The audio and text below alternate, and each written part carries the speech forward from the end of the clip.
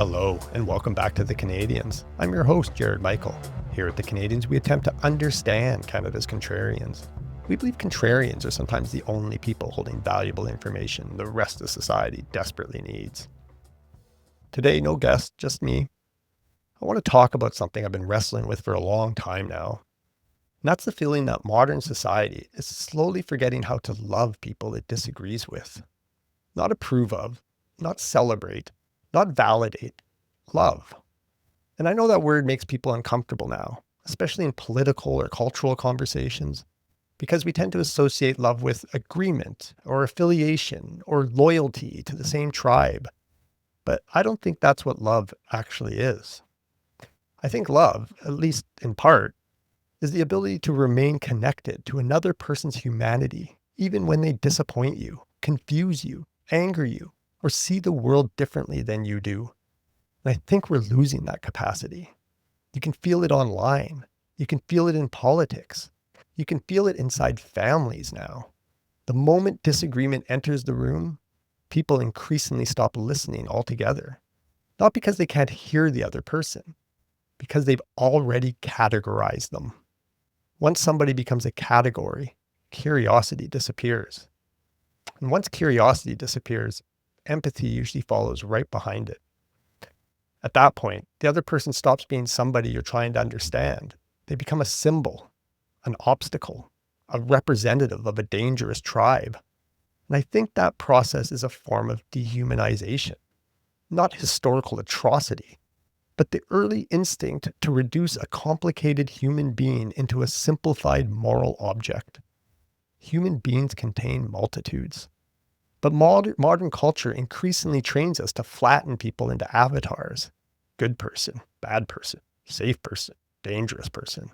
And once somebody has been flattened like that, listening starts feeling unnecessary because you already think you know what they are. And I think this is one of the great problems of modern life. We are surrounded by communication and starving for understanding. Because communication is not the same thing as listening. Listening requires vulnerability. Real listening means accepting the possibility that another person might change you slightly. Not completely, slightly. And I think many people are terrified of that right now. So instead, we perform listening. We wait for openings. We prepare rebuttals. We scan for violations.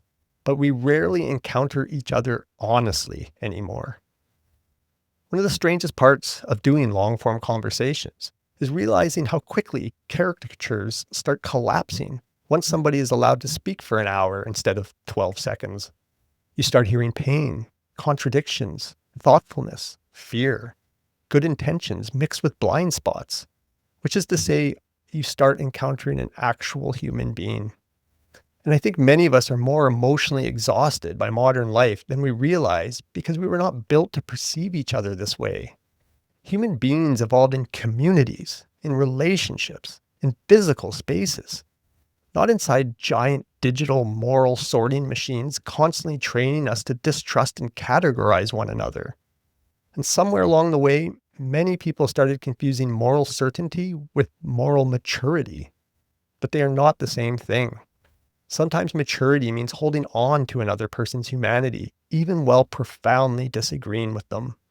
Sometimes maturity means resisting the urge to turn disagreement into exile.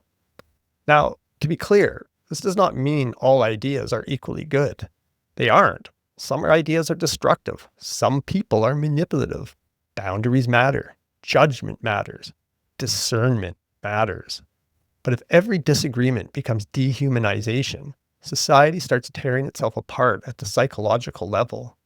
And I think we're already seeing that happen. Loneliness, distrust, social fragmentation, families barely speaking, people terrified to speak honestly, everybody retreating into smaller and smaller ideological islands where they no longer have to encounter difference at all. But a healthy society cannot survive without some capacity to remain connected across disagreement. Not endless agreement, not enforced unity.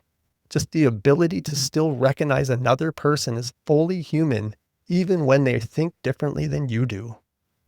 And maybe that starts with listening again. real listening, the kind where another person briefly stops being a category and becomes a human being again. Because I don't think listening is just a communication skill. I think listening is one of the deepest forms of recognition we can offer another person. It is a way of saying, I may not agree with you, but I still believe you are real and you matter. If this episode rings true to you, pass it on. Thank you for listening. If you'd like to support the show, please visit our donations page or subscribe and share with friends.